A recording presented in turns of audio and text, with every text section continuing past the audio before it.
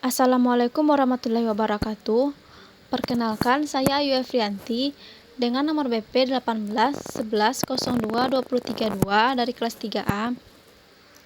Saya akan mempresentasikan hasil dari bisnis plan saya yang berjudul Dadar Gulung Pelangi. Yang pertama yaitu bab 1, di mana bab 1 ini terdiri dari latar belakang.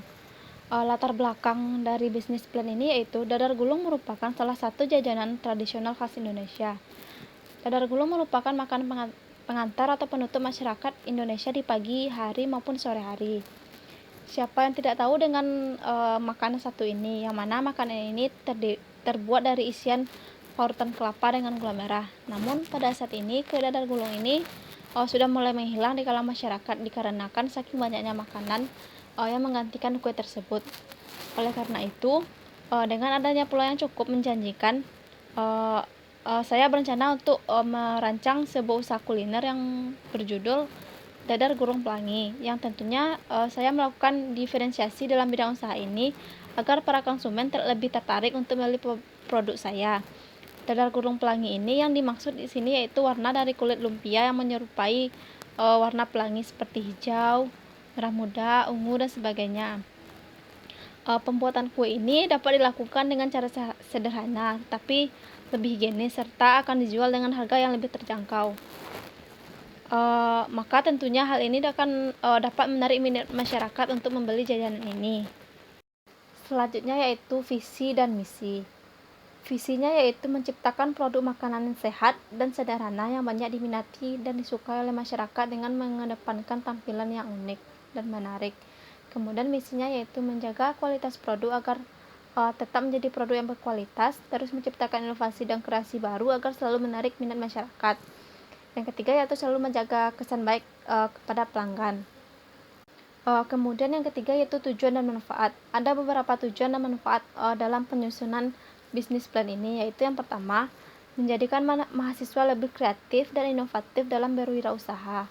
Yang kedua, melatih mahasiswa agar dapat berwirausaha dengan baik. Yang ketiga, untuk memenuhi tugas mata kuliah kewirausahaan. Yang keempat, untuk menambah pengalaman dan pengetahuan tentang berwirausaha. Yang kelima, untuk selalu bisa berpikir aktif, kreatif, inovatif, serta mengasah kemampuan mahasiswa dalam berbisnis sehingga bisa memunculkan banyak ide-ide baru yang dapat menjadi peluang usaha yang menguntungkan. Dan yang keenam yaitu supaya bisa membantu mahasiswa berpikir kritis dalam bidang usaha yang dijalankannya. Yang selanjutnya yaitu konsep usaha. Pelangi dadar gulung ini merupakan salah satu produk dadar gulung yang unik dari segi tampilan.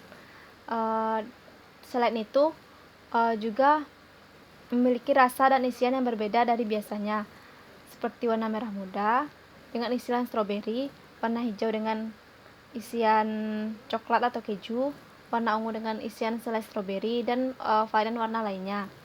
Untuk warna dadar gulung ini bisa berasal dari warna alami seperti hijau pandan dan juga dicampur dengan warna makanan lainnya. Dengan warna dan varian yang berbeda dari setiap dadar gulung ini akan menarik minat para konsumen untuk mencoba bagaimana sih rasa dadar gulung ini. Selain mempunyai tampilan yang unik dan menarik, harganya pun sudah sangat terjangkau dan dapat disantap oleh anak-anak maupun orang dewasa. Untuk proses pemesanannya pun para konsumen bisa langsung datang ke rumah si pembuatnya ataupun bisa memesan langsung dari melalui telepon atau bisa DM di IG Dadar Gulung Pelangi _02. Selanjutnya yaitu bab 3, aspek pasar dan pemasaran.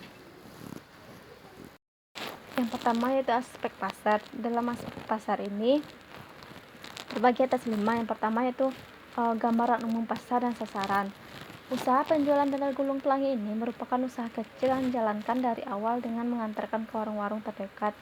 Jika usaha ini berhasil dan sukses dapat mencapai tujuan yang diharapkan, maka pemiliknya akan berusaha membuka usaha yang lebih besar dan membuka sebuah outlet di dekat rumah tempat tinggalnya. Yang kedua yaitu jenis produk yang dipasarkan. Produk yang dipasarkan merupakan dadar gulung pelangi dengan berbagai varian rasa dan isi dan mempunyai tampilan yang unik, yaitu tampilan yang berwarna-warni dan juga pastinya memiliki kandungan yang bergizi. Yang ketiga yaitu target pasar. Produk dadar gulung pelangi ini bisa dinikmati oleh berbagai kalangan, mulai dari anak-anak sekolah, ibu rumah tangga, serta lansia dari masyarakat umum lainnya, karena dadar gulung pelangi ini merupakan menggunakan bahan-bahan yang berkualitas.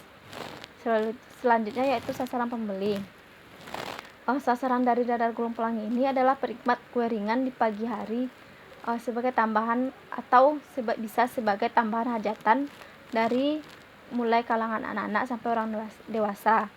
Tentunya mereka akan sangat tertarik dengan tampilan dadar gulung pelangi ini. Selanjutnya yaitu strategi STP, yaitu segmentation, targeting, dan positioning. Yang pertama yaitu segmentation. Segmentasi ini dilakukan dengan membagi pasar ke dalam kelompok-kelompoknya berdasarkan variabel demografis seperti usia, jenis kelamin, besarnya keluarga, pendapatan, ras, pendidikan, dan pekerjaan. Yang kedua yaitu targeting. Tahap targeting merupakan tindakan menilai ketertarikan dan minat dari beragam segmen pasar, yang kemudian menentukan segmen pasar mana yang akan dijadikan target pasar. Yang ketiga yaitu positioning. Positioning adalah strategi untuk merancang penawaran dan membentuk citra perusahaan agar dapat memperoleh tempat khusus dalam benak konsumen. Pada posisi ini, pemasaran produk dadar gulung pelangi ini merupakan makanan bergizi tanpa adanya bahan kimia yang berbahaya. Kami juga berinovasi pada warna dadar gulung pelangi ini yang mempunyai berbagai varian warna dan rasa yang lezat, memiliki kandungan yang bergizi dan mampu memberikan kesan yang cantik dan menarik bagi konsumen. Selanjutnya yaitu aspek pemasaran. Dalam aspek pemasaran ini terbagi atas 3. Yang pertama itu promosi, pengembangan pasar, dan pengembangan produk. Promosi ini dilakukan yaitu dengan menyebarkan brosur di sosial media seperti Instagram, Facebook, WhatsApp, dan lain-lainnya. Kemudian pada bulan-bulan pertama dalam melakukan penjualan ini, si pemilik itu akan memberikan diskon maupun potongan harga kepada konsumen agar para konsumen itu tertarik terhadap produk yang diciptakan oleh kami.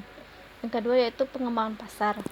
Setelah berhasil pada usaha pertama, kami juga akan mencoba membuka sebuah outlet yang berada di sekitar daerah tempat tinggal kami. Yang ketiga yaitu pengembangan produk. Pengembangan produk untuk produk dadar gulung pelangi ini hanya dikembangkan dengan cara penyajian ataupun cara pendistribusiannya ke langganan. Dadar gulung yang unik dan menarik ini pastinya akan menjadi salah satu daya tarik bagi para konsumennya. Selanjutnya yaitu bab 3, yaitu aspek produksi. Deskripsi produk. Pelangi dadar gulung ini merupakan produk kue sederhana yang sering dijumpai di masyarakat. Namun pada saat ini kue ini sudah jarang kita jumpai karena sudah mulai perlahan-lahan hilang di pasaran. Produk dadar gulung pelangi ini memiliki tampilan yang unik dan menarik dengan adanya varian warna dari kulit dadar gulung tersebut dengan varian isi atau rasa yang berbeda. Dengan warna dadar gulung yang menarik, terlebih jika memilih paket pelangi dadar gulung yaitu satu paket, hal itu akan menambah kesan cantik di mana dadar gulung ini akan disusun seperti bentuk pelangi. Dengan warna dadar gulung yang beragam seperti warna hijau yang berasal dari daun pandan, warna kuning berasal dari campuran buah jeruk, kemudian warna merah dengan campuran buah stroberi dengan warna-warna lainnya. Selanjutnya yaitu jenis produk. Jenis produk yang ada pada pelangi dadar gulung ini terdiri dari satu pieces dadar gulung atau satu paket dadar gulung pelangi yang terdiri dari warna-warni pelangi seperti merah, kuning, hijau, biru, atau bisa request dari konsumen yang ingin membeli. Kemudian komposisi produk. Komposisi dadar gulung pelangi ini terbuat dari tepung terigu, garam, santan, telur, mentega, air, daun pandan, pasta pandan, warna makanan lainnya. Kemudian untuk komposisi isiannya yaitu terdiri dari keju, coklat putih, kismis, parutan kelapa. Selanjutnya itu proses pembuatan. Proses pembuatan ini sangatlah mudah. Yang pertama itu dengan campuran tepung terigu, telur, pasta pandan serta garam dan air. Kemudian siapkan campuran isi dadar gulung sesuai selera, misalnya isi kombinasi coklat dengan coklat putih lalu dicampurkan dengan keju. Hal itu dilakukan dengan melelehkan kedua coklat tersebut secara terpisah, lalu setelah cair tunggu sedikit mendingin, kemudian masukkan ke dalam plastik. Jika adonan kulit telah selesai, baru ujung plastik tersebut digunting. Kemudian untuk memudahkan menghiasi dadar gulung tersebut, tuangkan santan dan air perasan dari daun pandan pada adonan, kemudian sedikit demi sedikit. Kemudian panaskan wajan dan olesi dengan mentega. Setelah itu tuangkan adonan di atas wajan yang panas. Buatlah dadar gulung hingga adonan matang dan menipis. Gulung salah satu lembar adonan kulitnya pada adonan isian dan gulung dengan baik sehingga kulit dadar gulung tersebut tidak robek. Isi bagian ujungnya. Selanjutnya yaitu bab 4, yaitu aspek keuangan. Kebutuhan modal awal untuk memulai usaha. Kebutuhan modal awal untuk memulai usaha ini yaitu sebesar 2.455.000. Dana tersebut dialokasikan untuk kebutuhan pengeluaran awal produksi, di mana rinciannya ada investasi dan bahan baku untuk produksi. Untuk investasinya yaitu ada gerobak atau etalase senilai 1.500.000, untuk kompor gas 250, untuk tabung gasnya seharga 150.000, dan total biayanya investasinya yaitu 1.900.000. Kemudian untuk pembelian bahan baku untuk produksi senilai 545.000, jadi ditambahkan modal awalnya yaitu berjumlah 2.445.000 rupiah. Selanjutnya yaitu bab 5 tentang aspek organisasi dan manajemen, terdiri dari risiko atau hambatan dan tindakan alternatif. Risiko dan hambatan: selain memiliki peluang usaha, kami juga memiliki risiko yang harus dihadapi dan dicari solusinya. Beberapa risiko yang mungkin akan kami hadapi diantaranya yaitu persaingan dan daya tahan produk.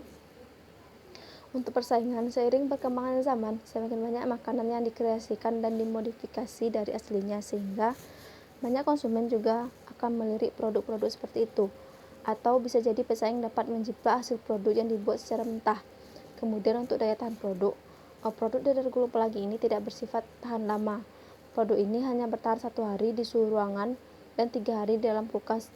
Produk ini kami hasilkan tidak menggunakan bahan pengawet, maka dari itu tidak memiliki ketahanan cukup lama. Produk yang kami hasilkan tidak tahan lama dikarenakan salah satu bahan yang digunakan yaitu adalah santan. Yang kedua yaitu tindakan alternatif. Tindakan yang akan kami lakukan untuk mengatasi risiko dan hambatan tersebut adalah yang pertama yaitu dengan melakukan promosi. Usaha yang kami lakukan untuk menarik minat konsumen adalah dengan melakukan promosi produk secara berkesinambungan serta membuat produk dengan tampilan menarik dengan berbagai warna sesuai dengan selera konsumen yang diminati pada saat ini.